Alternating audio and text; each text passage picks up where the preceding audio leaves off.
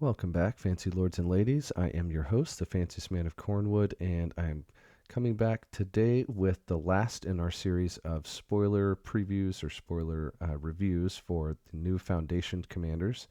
And we're going to cap it off today with our multicolored commanders, which I know for some of us are kind of the most exciting because we get to hopefully blend a bunch of different strategies from different colors and things like that.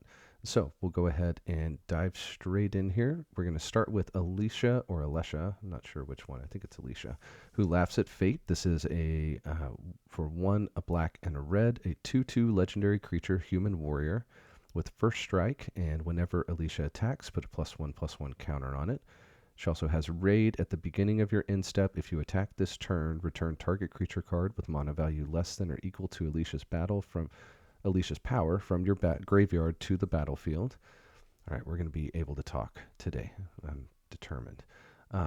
So let's talk about Alicia. So we've had an Alicia before. That Alicia was doing something similar.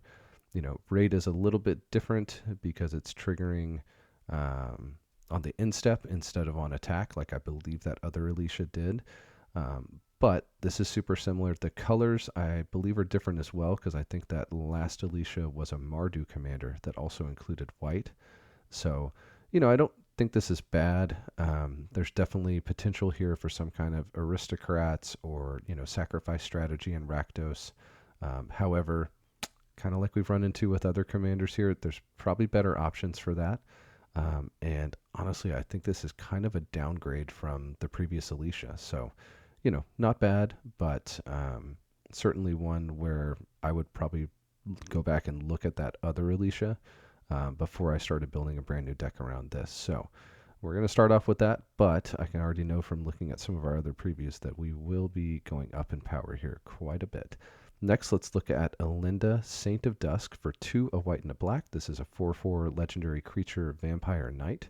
She has lifelink, hexproof from instance, and as long as your life total is greater than your starting life total, Elinda gets +1/+1 and has menace. Elinda gets an additional +5/+5 as long as your life total is at least 10 greater than your starting life total. Okay, so we don't have a lot of Voltron anymore. I think I touched on it just for a second in the last video, but it's definitely a trend that I've noticed after coming back to Commander a few years ago, where maybe it's the sacrifice effects that are a little bit more common now. Maybe it's, just more strategies that want to fill your board with creatures and things like that. But, you don't see a lot of Voltron. This is obviously just designed for Voltron, I feel like. I like the hexproof from instance. Any kind of protection is obviously great on your commander. Lifelink with her power getting pumped up so high is nice, although it seems a bit like overkill here. I guess that lifelink could help you get to her, second ability, and then the additional +5/+5 within that second ability. So that is kind of nice. But yeah, overall, she's solid. The problem with Voltron commanders that don't have evasion is that you're having to add kind of extra pieces to your deck, and you're having to rely on drawing those extra pieces and putting them into place. So I think that might hold the Linda back a little bit, but obviously you don't have to go Voltron.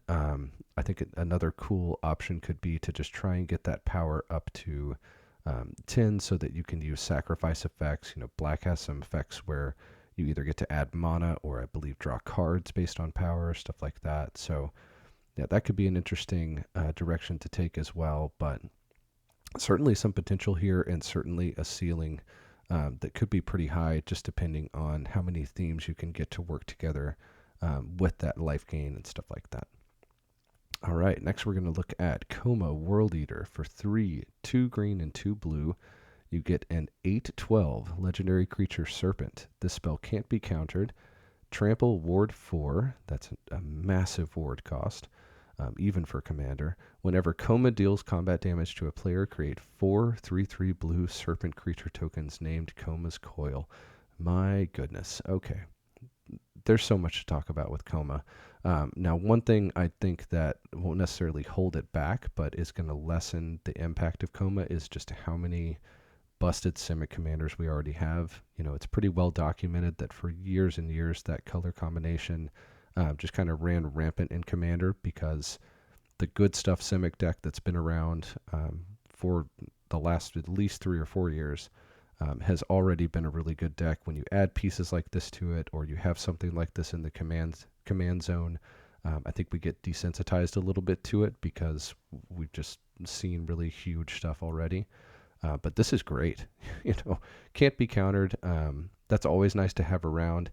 Depending on your meta, that's not as maybe as valuable as it would be in other metas. But that trample and that ward 4 are fantastic abilities to have on an 8/12 commander.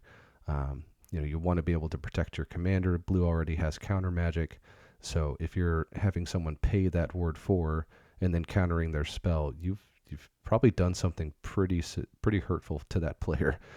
Even in commander, you feel 4 mana being wasted, and that's something that Koma is going to be very capable of doing.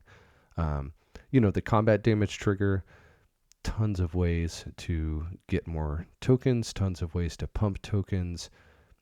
Blue has ways to make creatures unblockable or benefit from combat damage. So, yeah, I just see zero downside to this commander. Zero ways where, those abilities can't be built around and built around easily, I should say. So, yeah, fantastic commander. All right, next let's look at Kaikar, Zephyr Awakener for 2 and 1, 2, a white and a blue. This is a 3/4 legendary creature bird wizard with flying. Whenever you cast a non-creature spell, choose one. Exile another target creature you control. Return that card to the battlefield under its owner's control at the beginning of the next end step. Or create a 1/1 white spirit creature token with flying. Yeah, love it. Another really good piece for a blink deck, either in the command zone or in the 99. Azorius is obviously the color for this. We keep getting more and more options and just pieces to put in the deck, things to build around. If I had to guess, I would guess you're not going to be making a ton of 1/1 spirits whenever you cast those non-creature spells. I think if you are, then you probably need to reevaluate the deck and put some more enters the battlefield trigger type things in it. But yeah, I like Kaikar.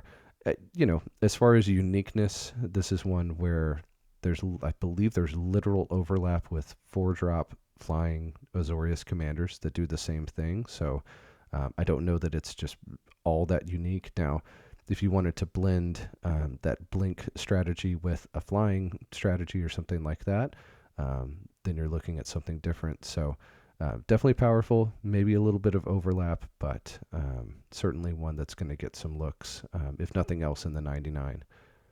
All right. And lastly, we will look at yet another Zamone. I believe we got maybe 3 versions in Duskmourn. We got at least 2 of Zamone. Anything that calls back to Strixhaven, I'm kind of in favor of, just because Strixhaven is one of my favorite sets. I think it's severely underrated, kind of in retrospect. So I don't mind seeing new Zamones. But here is Zamone Paradox Sculptor for 2, a green and a blue. We have a 1/4 legendary creature, human wizard. At the beginning of combat on your turn, put a +1/+1 counter on each of up to 2 target creatures you control. And then for a green, a blue, and tapping Zamone, double the number of each kind of counter on up to 2 target creatures and or artifacts you control. All right, so that caveat of adding artifacts is actually really cool. There's plenty of artifacts that want counters on them to do really, really good things for us and really bad things to our opponents. So I can definitely see that getting out of control.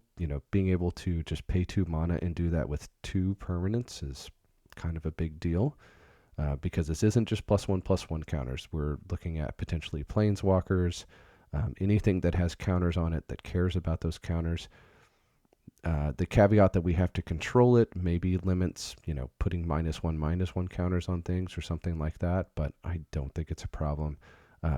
Just yet another Zamone that's completely build-aroundable in Simic, if that's a word, and another one that does 2 things that work really well together. So, I think between this and the version we got in Duskmourn that cared about prime numbers, I could spend a day or 2 just crafting a bunch of Zamone decks, and I'd be pretty happy with that. So, all right, that is the end of our spoiler series, guys. Thank you so much if you've stuck around. I always appreciate people checking out the content. If you like the content, please please hit that like thumbnail below or thumb below, and make sure you subscribe if you want to see more videos. So you can check out my decks at that Archidect link in the bottom left of your screen. And yeah, thank you so much for sticking around. Make sure you leave me a comment. Also, if you'd like to see more content, spoilers, deck techs, whatever you enjoy, let me know so I can look at potentially making some more of it. Thank you so much for sticking around, and keep playing Commander.